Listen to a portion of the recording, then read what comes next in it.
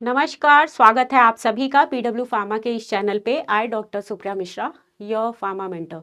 तो आज का हमारा जो मोस्ट आप सब जो कंटेस्टेंट जो थे जिनका डिमांड था कि मैम एक बार आरआरबी से रिलेटेड कुछ क्वेश्चंस जो हैं थोड़ा सा ओवरव्यू दीजिए, क्या रहा कैसा रहा पैटर्न और किस तरीके से जो है बच्चों के रिस्पॉन्सेज रहे, उन सब को हम यहाँ पे डिस्कस करने वाले हैं कि ओवरऑल क्या रहा इस बार का हमारा 13 ऑफ मार्च 2026 में जो आरआरबी एग्जामिनेशंस हुए हैं उसके रिगार्डिंग एग्जाम एनालिसिस हम करते हैं कि किस तरीके का पेपर रहा।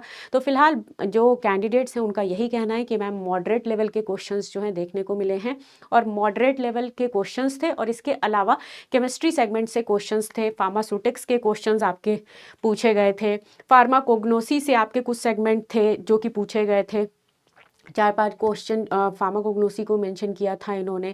फार्मास्यूटिक्स और केमिस्ट्री सेगमेंट से बेसिकली इसमें ज़्यादा क्वेश्चंस पूछे गए थे, चाहे वो आपका सेकंड हाफ का पेपर अगर एनालिसिस किया जाए या फिर थर्ड हाफ का जो आपका पेपर एनालिसिस किया जाए। तो दोनों हाफ में केमिस्ट्री जो है हावी थी, तो केमिस्ट्री का पेपर जो है यहाँ पे अच्छा खासा देखने को मिला था। अब बात कर लेते हैं कि किस तरीके का क्वेश्चन था, जो कि आप लोगों के रिस्पॉन्सेज के अकॉर्डिंग ही कुछ क्वेश्चंस आप लोगों ने जो कि बताए। हो सकता है ये क्वेश्चंस अगर बाय चांस गलत हो तो इनके ऑप्शंस भी उसी अकॉर्डिंग गलत हो जाएंगे। हो सकता है कि क्वेश्चन ठीक हो तो ऑप्शंस भी जो हमें आप लोगों के अकॉर्डिंग मिला, जो आप लोगों ने प्रोवाइड किया, उसी अकॉर्डिंग हमने इसको मार्क करने की कोशिश करी है। तो जैसे कि आप देख पा रहे हो कि केमिस्ट्री के अंदर इन्होंने जो मैंशन किया है, केमिस्ट्री की अगर बात करें, केमिस्ट्री सेगमेंट जो थी वो सेकंड शिफ्ट में भी अच्छी खासी थी, सेकंड शिफ्ट में 13th के, और थर्ड शिफ्ट की अगर बात करें तो उसमें भी केमिस्ट्री हावी थी। वहीं पे सुटिक्स की बात करें तो सुटिक्स से भी आपके क्वेश्चंस पूछे गए थे और फार्माकोग्नोसी से भी क्वेश्चंस थे। फार्माकोलॉजी जो है, फार्माकोग्नोसी से भी क्वेश्चंस थे आपके। फार्माकोलॉजी जो है अगर हम आरआरबी की बात करें तो फार्माकोलॉजी ने इस बार जो है बेसिकली थोड़ा सा बैकफुट पे गई है, इससे क्वेश्चंस जो हैं इनमें कम पूछे गए हैं, राइट। तो ये कुछ एनालिसिस जो है देखने को मिल रहा है। इसके अलावा आपका डीआरए के कुछ क्वेश्चंस थे, डीआरए से क्वेश्चंस पूछे गए थे। अरिष्ठा असावा के क्वेश्चन थे, अरिष्ठा असावा से क्वेश्चंस थे आपके, 2 से 3 क्वेश्चन इसी से पूछे गए थे। और अगर हम केमिस्ट्री की बात कर रहे हैं तो केमिस्ट्री में आपका लेविस कॉन्सेप्ट जो था इसका क्वेश्चन भी था, ठीक है। केमिस्ट्री से लेविस कॉन्सेप्ट से क्वेश्चंस थे। इसके अलावा फार्मास्यूटिक्स की बात करें, फार्मास्यूटिक्स की बात करें तो फार्मास्यूटिक्स का जो आप कह सकते हो कि क्वेश्चंस यहाँ से बने फार्मास्यूटिक्स के, तो फार्मास्यूटिक्स में थर्ड शिफ्ट की अगर बात करें तो अच्छे खासे क्वेश्चंस फार्मास्यूटिक्स के अंदर देखने को मिले हैं। थर्ड शिफ्ट में, थर्ड शिफ्ट में फार्मास्यूटिक्स के ठीक ठाक क्वेश्चंस जो हैं देखने को मिले। इसके अलावा फार्मास्यूटिकल ज्यूरिस्प्रूडेंस की बात करते हैं तो ज्यूरिस्प्रूडेंस से आपके इसमें आईसीएच गाइडलाइंस के क्वेश्चंस थे। शेड्यूल ने तो कोई क्वेश्चन नहीं पूछा, शेड्यूल से क्वेश्चन नहीं था, आईसीएच गाइडलाइंस के क्वेश्चन, जो जहां तक पता चला है कि आईसीएच गाइडलाइंस के क्वेश्चंस आपके पूछे गए थे, ठीक है। स्टेबिलिटी टेस्टिंग से रिलेटेड कोई क्वेश्चन जो है यहाँ पे देखने को मिला था। अब आंसर की बात कर लेते हैं तो आंसर की लास्ट ईयर जो है आपका 12 डेज के बाद आपका आया था, तो इस बार हम मान के चल रहे हैं कि आंसर की आफ्टर एग्जाम जो है आपका 10 to 12 डेज में आंसर की आ जाना चाहिए। तो आंसर की आपका अगर आंसर की बात करें तो ये आपका 10 to 12 डेज में आ सकता है, ठीक है। तो तब हम फर्दर डिस्कस करेंगे। आंसर की बात करें, नॉन फार्मा पोर्शन की बात करें तो वो थोड़ा टफ था। नॉन फार्मा जो था, non pharma segment tough side था। नॉन फार्मा सेगमेंट से जो क्वेश्चन थे वो आपके टफ साइड में थे। जनरल साइंस के थोड़े इजी क्वेश्चंस बने थे, जनरल साइंस के थोड़े इजी क्वेश्चन थे, राइट। और इसके अलावा अगर आप जानना चाहोगे अमेंडमेंट और आर्टिकल्स के क्वेश्चंस क्या आए थे इसमें, तो यस, अमेंडमेंट और आर्टिकल्स के क्वेश्चंस भी थे। अमेंडमेंट और आर्टिकल्स, ये कुछ क्वेश्चंस देखने को मिले थे। क्वांट्स थोड़ा सा, क्वांट्स की अगर बात करें तो थोड़ा चैलेंजिंग टाइप ऑफ जो एनालिसिस जो बच्चे कह रहे थे, जो आपके कैंडिडेट्स का यही था कि क्वांट्स थोड़ा आपका वैसा था, चैलेंजिंग काइंड ऑफ था। ठीक है,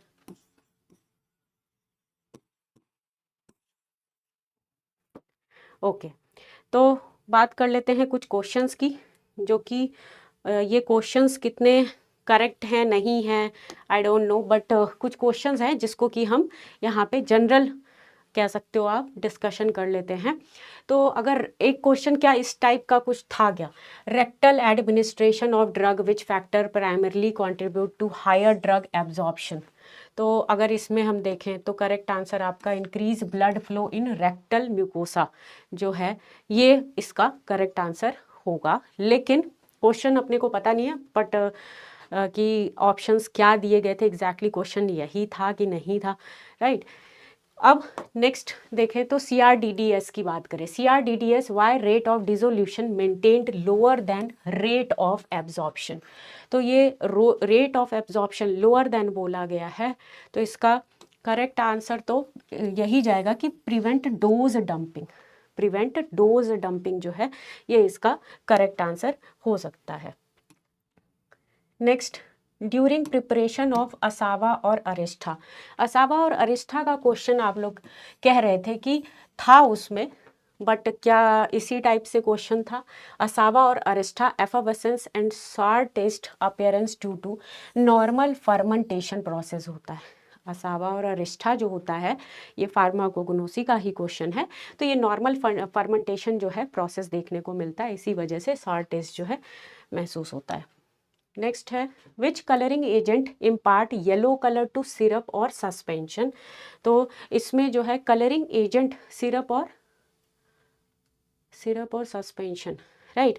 तो यस, इसमें आपका कलरिंग में टाट्राजीन, कलरिंग एजेंट में टाट्राजीन अगर ये था तो ठीक है। और नेचुरल अगर कलरिंग एजेंट की बात अगर थी, नेचुरल कलरिंग एजेंट जो कि आपका फॉर सिरप में हम यूज़ किया जा रहा था, तो अगर कैरामेल था तो आप कैरामेल था तो कैरामेल भी आप टिक कर सकते हो, अगर ये था तो आप ये भी मार्क कर सकते हो कि कैरामेल भी आपका करेक्ट हो सकता है। नेक्स्ट क्वेश्चन आपका देखते हैं कि डाइटरी फाइबर का क्वेश्चंस था। डाइटरी फाइबर्स के क्वेश्चंस तो बोल रहे थे आप लोग कि थे, तो which type of dietary fibres helps in increasing gut motility और प्रिवेंट कॉन्स्टिपेशन। तो वाटर बेसिकली इनसॉल्युबल फाइबर्स जो होंगे, राइट, वाटर इनसॉल्युबल फाइबर्स की बात करें तो which process occur under anaerobic condition and does not require oxygen.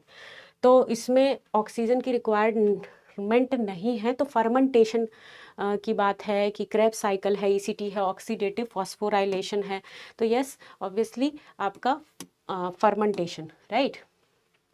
ICH guideline dealing with stability testing related to herbal drug testing की बात करें तो क्या ये क्वेश्चन आपका प्रेजेंट था, तो इसके लिए आपका Q1 हो सकता है अगर ये क्वेश्चन आपका प्रेजेंट था। तो क्वालिटी से रिलेटेड, स्टेबिलिटी से रिलेटेड अगर हम बात करें तो ये आपका ऑप्शन हो सकता है।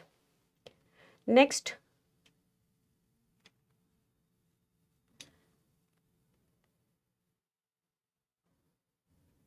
अगर आपका कुछ क्वेश्चन है इरिवर्सिबल फिनोमिना इन इमल्शन की बात करें, इरिवर्सिबल फिनोमिना इन इमल्शन, तो इमल्शन में आपका केकिंग था, क्रैकिंग था, क्या था, इरिवर्सिबल फेज की अगर हम इमल्शन, या फिर आपका क्या था, सस्पेंशन था। तो सस्पेंशन अगर था तो केकिंग हो जाएगा, क्या हो जाएगा आपका, केकिंग हो सकता है, राइट।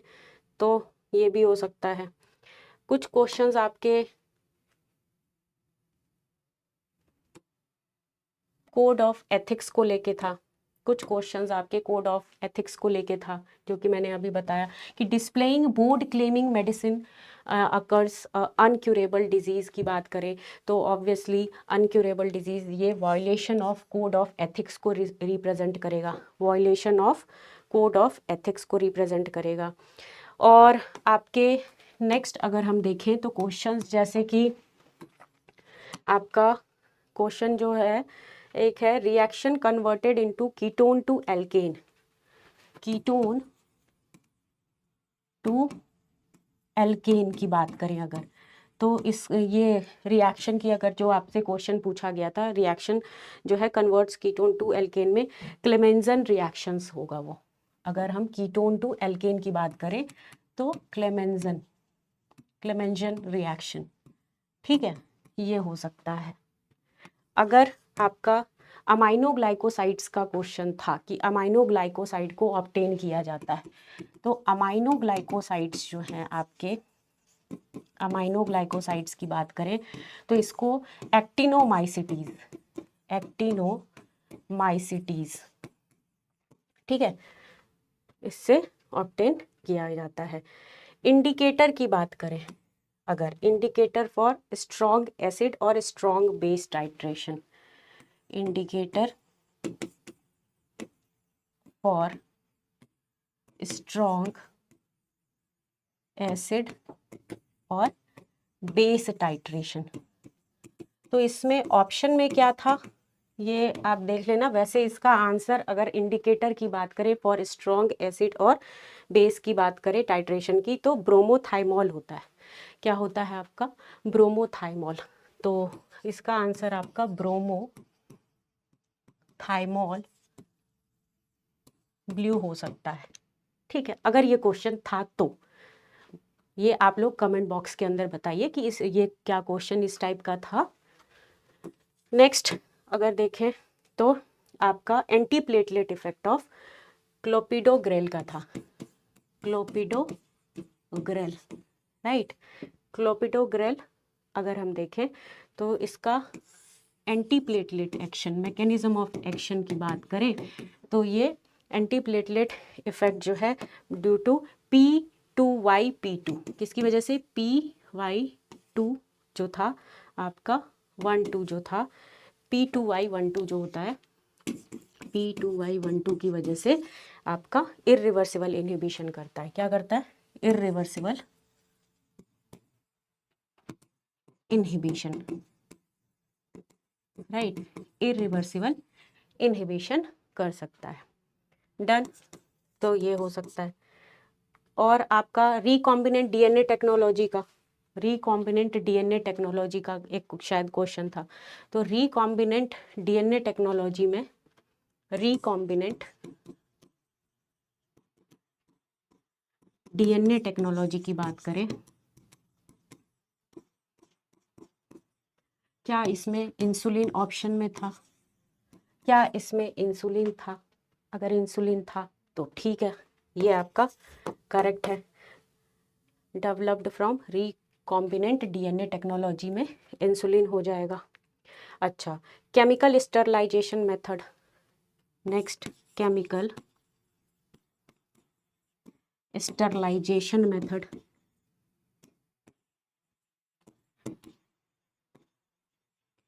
केमिकल स्टरलाइजेशन मेथड का कोई क्वेश्चन था, केमिकल स्टरलाइजेशन मेथड। तो chemical sterilisation method for plastic syringes के लिए, फॉर प्लास्टिक सिरिंजेस,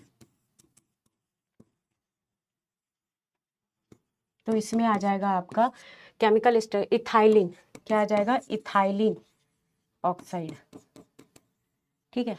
अगर हम ये देखें तो क्या ऑप्शन में इथाइलिन ऑक्साइड था आपका? इथाइलिन ऑक्साइड क्या ऑप्शन में था? नेक्स्ट एनएरोबिक कंडीशंस की बात करें, इसकी एनएरोबिक कंडीशन, तो एनएरोबिक कंडीशंस की बात करें अगर तो इसमें एनएरोबिक कंडीशन में आपका फर्मेंटेशन वाला कोई क्वेश्चन था आपका, फार्माकोग्नोसी का, फर्मेंटेशन, फर्मेंटेशन होगा, राइट। नेक्स्ट एस्पिरिन का आपको पूछा गया था कि कौन सा ऑर्डर फॉलो करता है, राइट। एस्पिरिन की अगर हम बात करें तो एस्पिरिन के केस में आपका जो है aspirin in sucrose follow which order of kinetics. तो एस्पिरिन इन सुक्रोज, तो ये आपका ज़ीरो ऑर्डर काइनेटिक फॉलो करेगा, क्योंकि मैक्सिमम ड्रग्स जो होती हैं आपकी फर्स्ट ऑर्डर काइनेटिक देती हैं। तो अगर हम यहाँ पे बात करें एस्पिरिन की बात कर रहे हैं तो सुक्रोज की, तो इसमें ज़ीरो ऑर्डर। चलिए, क्या कोई क्वेश्चन प्रोटॉन डोनर का था? Protic solvent, proton donor, protic solvent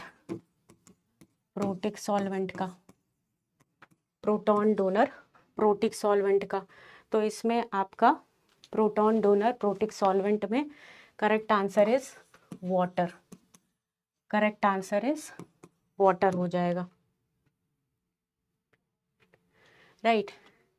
amphiprotic solvents क्या है? एम्फीप्रोटिक सॉल्वेंट्स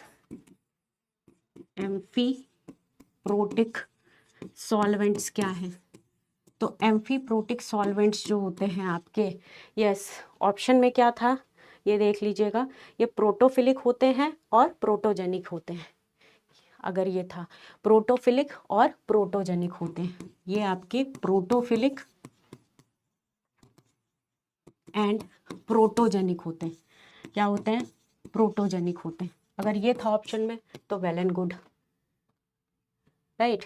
चलिए, ICH गाइडलाइंस का क्वेश्चन स्टार्टिंग में मैंने बोला था कि पूछा गया था, ICH गाइडलाइंस का। तो ICH गाइडलाइंस में क्वेश्चन क्या था प्रॉपरली, ये आप बता दीजिए क्या था। तो ICH गाइडलाइंस में अगर एफिकेसी का question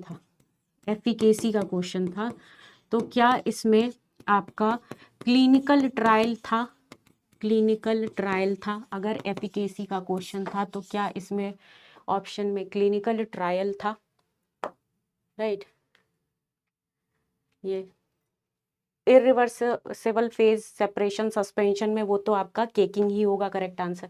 irreversible phase of separations की बात करें, फिर असावा और अरिस्टा जो है आपका फर्मेंटेशन प्रोसेस के थ्रू होता है, ये तो आपने ऑलरेडी करवा दिया मैंने कि असावा अरिस्टा ये होता है।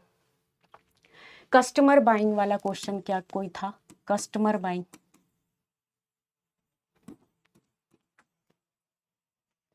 और आपका फार्मास्यूटिकल जूरिस्प्रूडेंस का क्वेश्चन क्या ये वाला कोई था कि रेमेडी जो है ड्रग और मैजिक रेमेडी का कोई क्वेश्चन था? Option drug and magic remedy का और कुछ ऐसा कोई क्वेश्चन था, तो जो कोड ऑफ वॉयलेंस के लिए रिगार्डिंग था अगर, तो कस्टमर बाइंग जो है आपका behaviour terms means customer buying behaviour term, इसका कोई क्वेश्चन था या नहीं ये देख लीजिएगा। तो कस्टमर बाइंग बिहेवियर टर्म जो है वो डिपेंड करेगा परचेज पे, डिस्पोजिंग गुड्स और सर्विसेज पे। Purchasing disposable goods,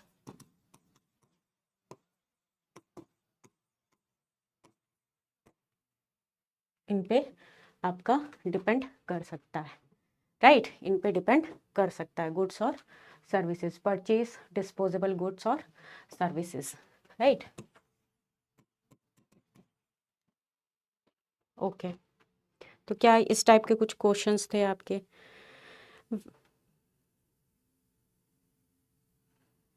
recombinant DNA technology used in recombinant DNA technology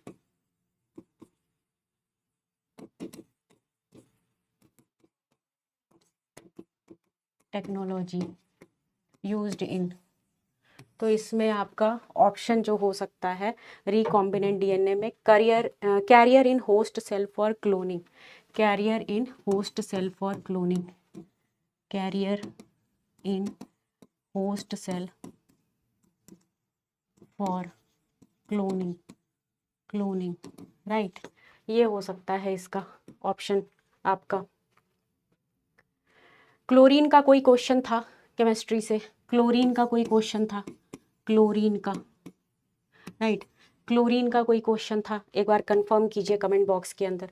most stable in aqueous soluble, chlorine की बात करें तो most stable in aqueous solution, तो ये हो जाएगा आपका क्लोरीन की अगर हम बात करें तो क्लोराइड, क्या हो जाएगा, क्लोराइड फॉर्म, क्लोराइड, ठीक है, एक्वस सॉल्यूशन के अंदर अगर हम बात करें। चलिए, तो फिर नेक्स्ट क्वेश्चन, जो क्वेश्चन मुझे फिलहाल जो दिख रहा है, एक क्वेश्चन है आपका, displaying board at the pharmacy claiming medicine to cure disease. Okay, yes, एक क्वेश्चन है आपका कि display board at the pharmacy claiming medicine to cure disease के लिए, claiming medicine to cure disease के लिए कोई क्वेश्चन था, क्लेमिंग मेडिसिन,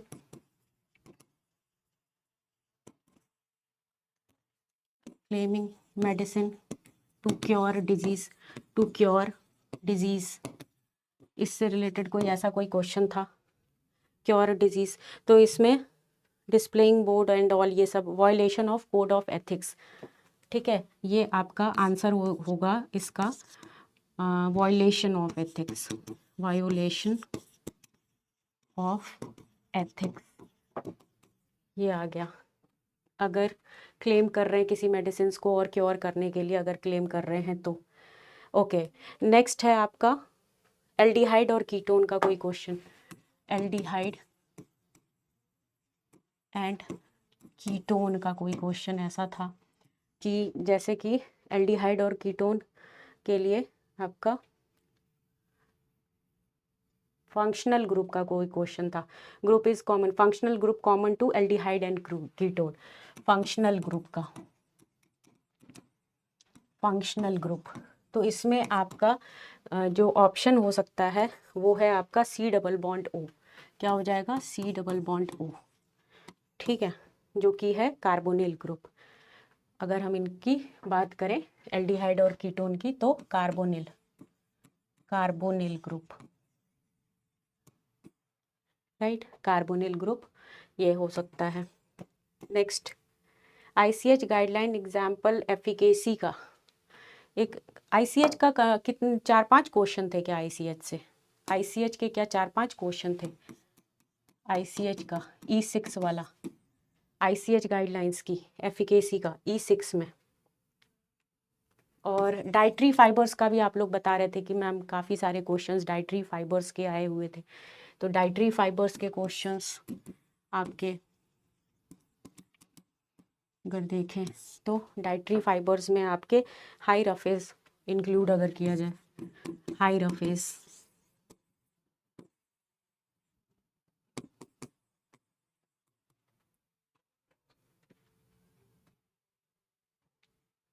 नेक्स्ट है आपका इन्फ्लेमेटरी बाउल डिजीज का, आईबीडी का कोई क्वेश्चन फार्माकोलॉजी से, आईबीडी का bowel disease, following is used IBD में, तो डाइटरी फाइबर्स को ऐड करेंगे, आईबीडी का अगर कोई क्वेश्चन था तो इसमें आपके dietary fibres, dietary fibres add करेंगे अगर आईबीडी के केस में अगर है तो, कोई इन्फ्लेमेटरी बाउल डिजीज है तो कौन सा किसको हम यूज़ करेंगे, डाइटरी फाइबर को, ठीक है।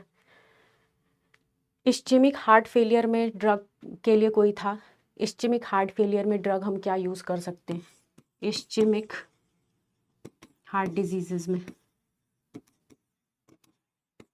तो इसमें हम क्या डिजिटॉक्सिन था, डिजॉक्सिन या डिजॉक्सिन था क्या, इस्चेमिक हार्ट डिजीज़ की बात करें तो क्या डिजॉक्सिन मेंशन किया गया था, अगर डिजॉक्सिन था तो वो करेक्ट है।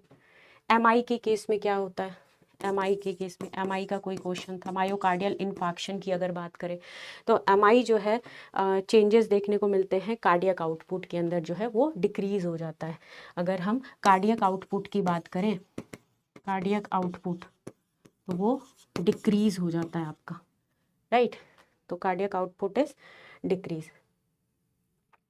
बिजनेस एनालिसिस का कस्टमर बाइंग टेंडेंसी की बात करें अगर तो business analysis customer buying, customer buying, तो इसमें business analysis, business analysis, customer buying की अगर हम बात करते हैं तो अगर इस टाइप का कोई क्वेश्चन था आपका बिजनेस एनालिसिस का, राइट। और उसके बाद नेक्स्ट मेन तो क्वेश्चंस आपके यही थे। Route of administration, non oral का रूट ऑफ एडमिनिस्ट्रेशन का कोई क्वेश्चन था क्या? Route of administration for non oral, तो इसमें जो है आपका नॉन ओरल की अगर बात करें तो इसमें गैस्ट्रिक ऑप्शन में था कोई आपका, गैस्ट्रिक ऑप्शन में था क्या? ये कुछ आप लोगों के ही एंड से कुछ क्वेश्चंस ऐसे मिले हैं जो कि आपको पूछे गए थे। क्लासिफिकेशन का आप में से कुछ लोगों ने बताया था कि क्लासिफिकेशंस के क्वेश्चंस थे, बट वो मुझे बिल्कुल भी रिसीव हुए नहीं। एक क्वेश्चन आपका क्या ड्रग स्टोर का था कि किस फॉर्म में अरेंज कर सकते हैं? ड्रग स्टोर का कोई क्वेश्चन था कि किस फॉर्म में हम अरेंज कर सकते हैं? अल्फ़ाबेटिकल, अल्फ़ाबेटिकल, क्या ऐसा कुछ था क्वेश्चन? क्या ऐसा कोई क्वेश्चन था? आप ये देख लीजिएगा, ऐसा कोई क्वेश्चन हो तो।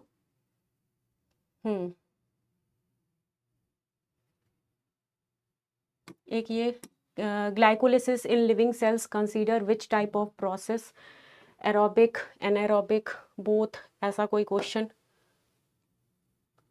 एक क्वेश्चन था drug and magic remedy, code of ethics for pharmaceutical advertisement in India regulated by, drug and magic remedies act के अंडर में ये आ जाता है।